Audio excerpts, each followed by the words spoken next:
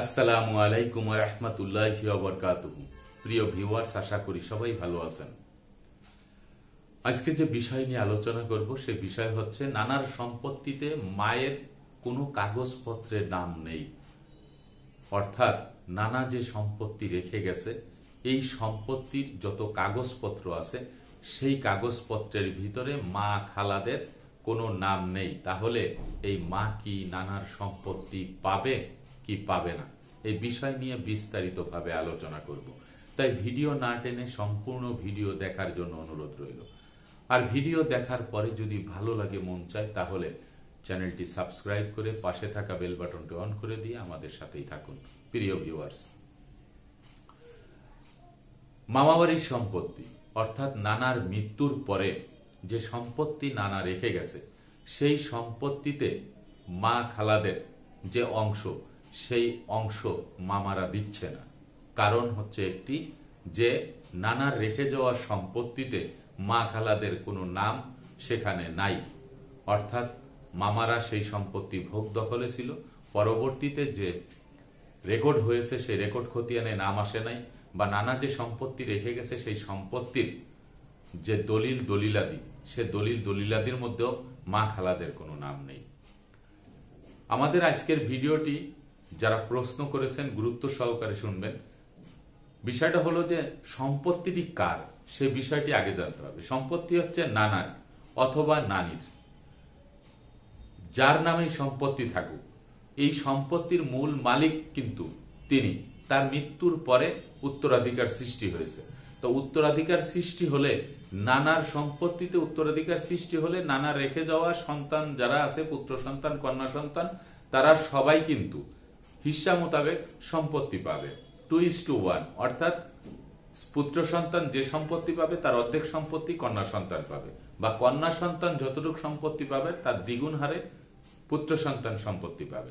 আমার নানির সম্পত্তিতে সেম একই ব্যাপার। অনেকে বলে থাকেন যে মায়ের সম্পত্তিতে মেয়েরা বেশি পেয়ে থাকেন, আসলে না। মায়ের মৃত্যুর পর অর্থাৎ নানির মৃত্যুর পরে যে সম্পত্তি রেখে যাবে সেই সম্পত্তিও নানির সন্তানরা, পুত্র সন্তান যতটুক সম্পত্তি পাবে, কন্যা সন্তান তার অর্ধেক সম্পত্তি পাবে। এটুক কিন্তু ক্লিয়ার। এখন যদি কোনো কাগজপত্রের নাম না থাকে কিছু আসে যায় না। কারণ এই জন্যই যায় আসে না যে নানির নামে তো কাগজপত্র আছে, নানি তো মূল মালিক, অথবা নানা সম্পূর্ণ সম্পত্তির মূল মালিক। এই মূল মালিকানার নামে যখন নানার নাম আছে বা নানির নাম আছে, তাদের সম্পত্তি অবিভক্ত অবস্থায় তিনি কিন্তু রেখে মৃত্যুবরণ করেছেন। এখন মামারা যদি সেই সম্পত্তি ভোগ দখলে থাকেন, মা খালারা কেন পাবেন না? ওয়ারিশি সম্পত্তির সত্ত্ব ধ্বংস হয় না। ওয়ারিশি সম্পত্তি থেকে কোনো ওয়ারিশকে বঞ্চিত করা যাবে না। একমাত্র ওয়ারিশ তাকে বঞ্চিত করা যাবে যিনি ধর্মান্তরিত হয়েছেন, অন্য ধর্মে চলে গেছেন, তিনি বঞ্চিত হবেন। এবং সেই ধর্মান্তরিত হতে হবে বাবা মা জীবিত থাকা অবস্থায়। যদি কোনো কন্যা সন্তান, কোনো পুত্র সন্তান ধর্মান্তরিত হয়ে থাকে, তাহলে কিন্তু এই সম্পত্তি কিন্তু পাবেন না। তাছাড়া একজন মানসিক ভারসাম্যহীন ব্যক্তি, নাবালক যারা থাকবে সবাই কিন্তু এই মৃত মা বাবার সম্পত্তি পাবে। এখানে মামারা মায়েদের সম্পত্তি দিবে না, খালার সম্পত্তি দিবে না, এরকম কোনো আইন নেই।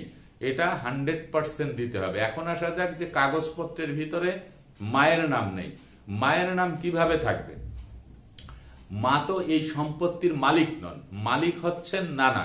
তা নানার রেখে যাওয়া সম্পত্তি মামারা পেলে মাও পাবে।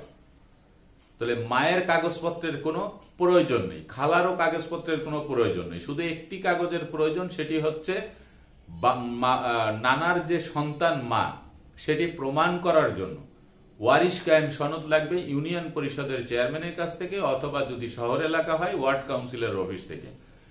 এই প্রমাণটা রাখবে যে তিনি এই নানার সন্তান, অর্থাৎ মা হচ্ছে নানার সন্তান, সেটি প্রমাণ করার জন্য। এই প্রমাণটা থাকলে নানার যে সকল জমির কাগজপত্র আছে, দলিল দলিলাদি সকল কাগজপত্র উত্তোলন করে এই মা সরাসরি আদালতের শরণাপন্ন হলে আদালত কর্তৃক এই সম্পত্তি, মায়ের সম্পত্তি মাকে বুঝিয়ে দিবে।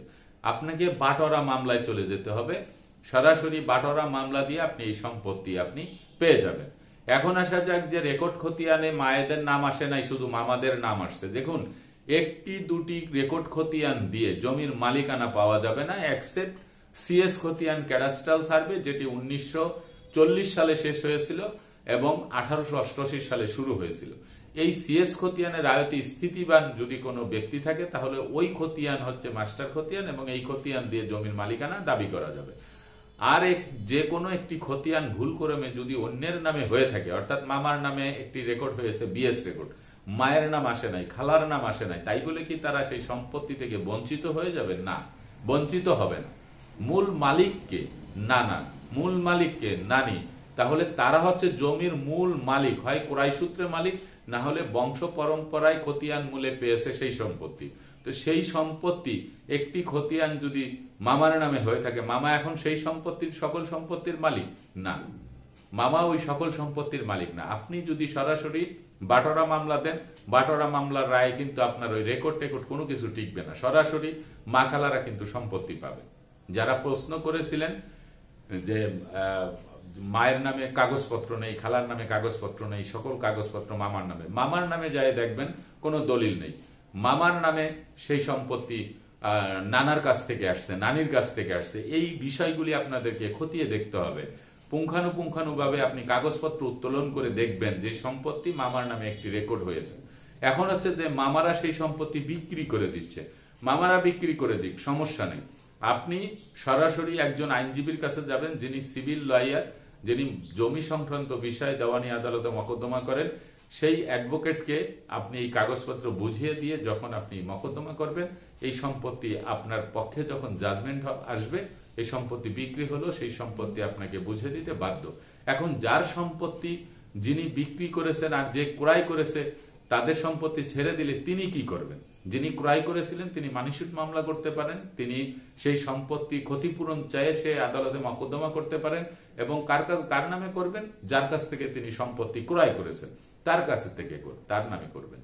এই বিষয়টি নিয়ে আপনাদের ক্লিয়ার হওয়া উচিত যে ওয়ারিশ সম্পত্তি কখনোই ধ্বংস হবে না। আপনি একজন ওয়ারিশ সেটি প্রমাণ করাইতে পারলে আদালত আপনার সম্পত্তি বুঝে দেবে। এটা 100% যে আদালত আপনার সম্পত্তি বুঝে দেবে।